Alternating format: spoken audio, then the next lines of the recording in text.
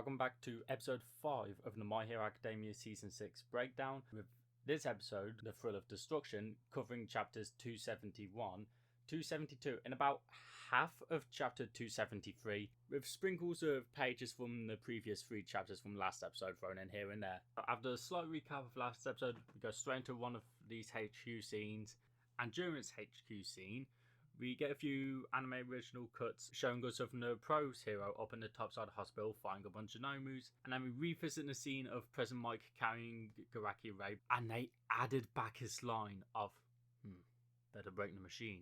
Thank God, because I was so upset they took this line out, but they've added it back in for this episode, and they even showed us him destroying the machine this time, so we can continue to blame him for everything.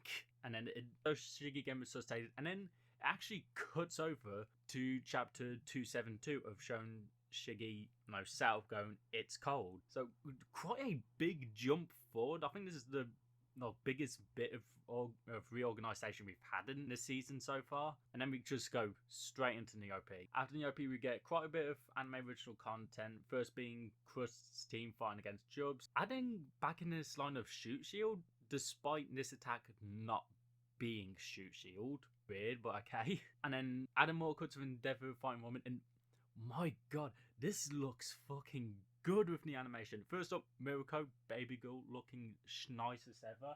Her standing up and just one mistake, it fucking looks so nice. And then Roman rushing over Endeavor, dodging the house spider. Oh my god, it's so fucking smooth with it. And then we get Gran Torino coming, giving her a kick in the head, having a nice reunion between them two, which isn't in the manga. It's a nice add-in to call back to season 2. All the pro heroes rush down to the lab area, and with this, they put a lot of emphasis on rock locks and backdrafts helping this fight. But for some reason, they took out Ryukyu's part, as she was holding down Woman as Endeavor ran in for the jet burn punch. But for some reason, she's not helping it. It's so weird. Reading this, I fucking forgot Backdraft was in this bit. And then, again, they jump back over to this bit of chapter 272 of Shiggy and Exodus, and actually extending on it quite a bit, even showing us Shiggy actually killing Exodus last time, as in the manga, we didn't actually see any of that. We just saw that it's cold, and then, well, everything. But yeah, after Shiggy kills Exodus, we go back into the Tile God, and honestly, this whole section is really good and covers basically none of the chapters of this episode. A bit of chapter 272, a bit of the missing stuff last, but I love all. I especially love actually seeing Exodus die and Shiggy stealing the drip. It's all so fucking good. I love this bit. So after the Tile God, we finally going to actually adapting some chapters this episode in order, with chapter 271 with Tokoyami riding and dashing from Fat Taxi. They expand on this panel of Tokoyami struggling to get out, which I love to see. It really shows the difficulty of escaping the belly of the beast. And then after that, we go straight into yet another adaptation of a missing page, that being the one from 267, the second to last page of Tokoyami showing up to save Hawks. And we just move straight on with the events of chapter 271 as it leads directly into it, of Tokoyami's and Dabi's interaction. And my god, Hawks' back looks so much worse for wear in the anime here than it does in the manga. Actually being able to see the back properly, not hidden from the smokes like it was in the manga. Holy fuck, is bad for Hawks, and I really like this. But I do think that this bit of Dabi revealing Twice's death to Tokoyami is better in the manga, simply because of this singular panel here. It gives off the impression, to me at least, of Dabi seeing Tokoyami now and thinks to himself, oh yeah, I can work with this. I like this, I can work with this. And then he reveals Twice's death, where it's in the anime, he just goes directly into revealing it. But I say that, and then we get this shot of Dabi and Tokoyami's silhouettes in the foreground. Oh, I love this shot. It's so fucking good. Again, all throughout this episode, all throughout this whole season, they've been nailing Dabi's facial expressions. Honest God, they're all so good, and once again, has me excited for later on. And then this bit I'm 50-50 on, of Dabi falling from above to kill Tokoyami, because in the manga I like that you can see Tokoyami in the foreground as Dabi falls up above. I think it makes the shot more imposing and more feel like Tokoyami's in danger. However, here in the anime, that little spark in Dabi's arm and the blue glow in his hands as he builds up the charge to release the flames, It's so good. So it evens it out for me. There's something I like in the manga, but there's the stuff I like in the anime. So neither's better than the other, but they're both great for their own reasons. And then getting Ice Attack here, it looked good. God damn. God damn. The animators on the scene, they didn't add more. They spilled way too much fucking baking powder into Mountain Lady here. My God, they caked her up for this scene. It filled out the whole screen. In the manga, it like was a bit of a panel. They filled the whole screen with her. And then with getting so there's nothing excitingly special like the animation or adaptation for this bit, but they did do a slight removal as it showed Gangorka in the manga. There was a villain coming out of the ice about to jump the motherfucker, but that's not here in the anime. There's probably something they're gonna add to the next episode, I feel like. We then go down to Destro down with everyone stuck on the ground. He's shouting for his spare legs, and Gigantomachia is so imposing as he stood up here. Just Master. It's got me excited for what's to come. Not next episode, but the episode after that, I think. It's really great. I love this, and this ends off our adaptation of chapter 271. A very quick adaptation. The pace is picking up here. And now we get our stingers for the episode. The first one being Tokiyami, of course, makes sense. He had this whole moment in this episode. The other one is Uraraka, which caught me off guard. Not because I didn't think she wouldn't get one. I knew she was going to get one. I thought it wouldn't be till much later on in the season, on a specific moment. I'm not sure why it was her to get hers this episode. There's plenty of other people it could be. I'm not upset by it. It just seems weird that she got hers this episode. I'm sure she's going to get hers again later on, but it just caught me off guard. And now we probably start on with chapter 272 with the EFAC squad for the city just doing their work, moving everyone out. This scene, I love the scene in the manga. I loved it in the anime here. It's cute with Bakugo shouting it and Uraraka teasing him with it. They're just such great friends. I love their chemistry here. I can see a proper friendship between them. But with this scene as a whole, I thought they fucking nailed it. It was all so good. I want to focus on the music here for the most part, because this music sounds different. Like, it sort of sounds ethereal in a sort of way. I feel like for anime only, this music would feel very out of place. And it very much is for anime only. But once you know, like, what's happening, it then fits. And just as it starts to make sense as it fits, when the first user starts speaking, the music shifts to be more gentle and further in the background, and just as quickly then disappears altogether, which I love. And honestly, this whole bit is amazing. The first speech is delivered amazingly by Soichiro Hoshi. This bit with the pedestrian light just slowly flashing, blinking as it's getting ready to change, is such an amazing touch. And this shot of Deku turning to look up towards the hospital, beautiful stuff right here. And then they go through like all the pro heroes underground.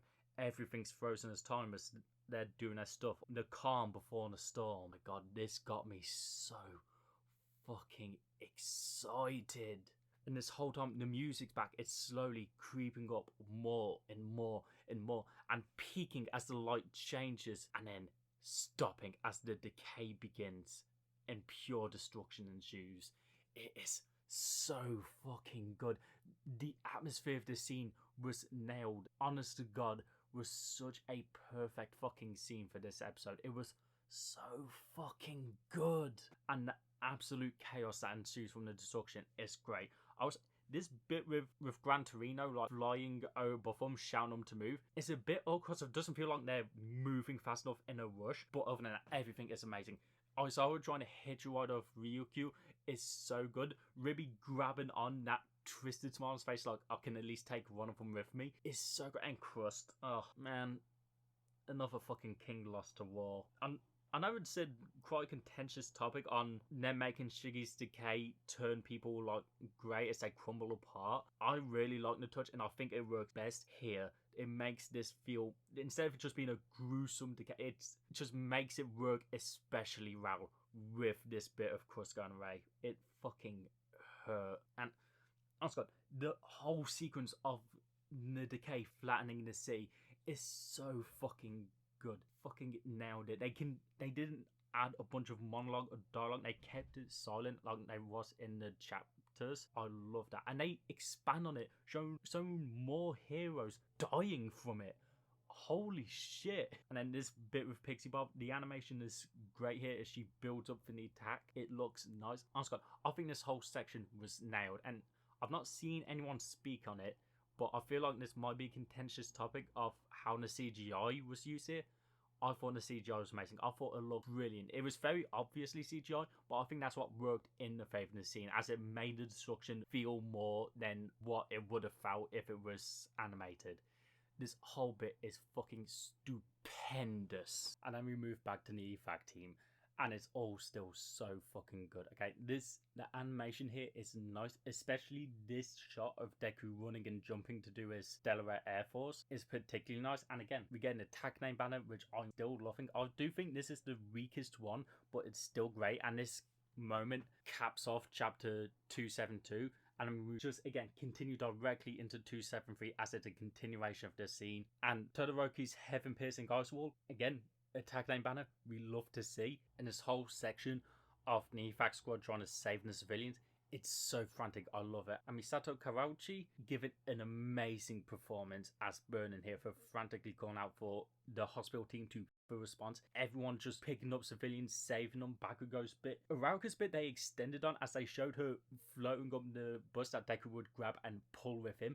An amazing addition that I fucking love. And here we get a second HQ scene of this episode, but I actually really like this one as it shows them losing all of their cameras and losing a bunch of comms with the hospital team, which gives me hope that we're going to be getting a lot less of these as the season goes on. And then we move up to finally get our anime introduction to Dripperaki. And my god, he looks so fucking good. This cut of him looking over the horizon of destruction, he is just cause beautiful. And no music here, no ambient sounds, the only sound of Exla's cape flapping in the wind. And Koki Uchiyama is still great as Shiggy, and the music finally hitting here. This whole section is amazing. There's just one thing I'm curious of, and it's all for one's line here, as in the manga, in the translation of it, all he says is "stroy," obviously being the small bit of destroy. But in the anime, the translation is I'm not sure what the sentence or what the sentence is supposed to be here. Very vague. I personally prefer to just destroy, because that's what Shiggy is all about. Destruction, destroying everything. This is just a bit too vague for me, but other than that, this whole section is fucking brilliant. I love it. And those are my thoughts on Season 6, Episode 5, Thrill of Destruction. Thank you for watching and sticking it all the way through if you did. If you enjoyed it, I hope you come back. I am going to be covering the whole season, and I'm going to be starting a new job soon. So hopefully these videos are going to be a bit easier to make, as I'm going to be working in the daytime. And even though I'm going to be working one more day, the shifts are going to be themselves a bit shorter. So hopefully these videos become easier for me to make, and I'm not scrounging around to get them out in the end of the day, just like I am today. I probably could have been scrounging around a bit less. I made a TikTok, and it kind of blew up, and it's been freaking me out and been splitting my distraction.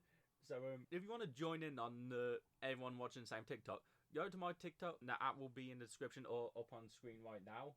You'll be able to tell which one it is that I'm talking about. There's no secret on which one it is. But yeah, thank you for watching. This was an amazing episode. I loved it to bits, and I cannot wait to watch the next episode tomorrow. And if you want to see where I predict the next episode to end, come again, check out my TikTok, because every week after I've watched the episode and me and my mates have finished hanging out and they go off either home or to work, I make a TikTok saying where I think the next episode's going to end. So check me out on TikTok. I'm very much more consistent on uploading up there and do a lot more stuff. But yeah, thank you for watching, and I hope you have an amazing day. See ya.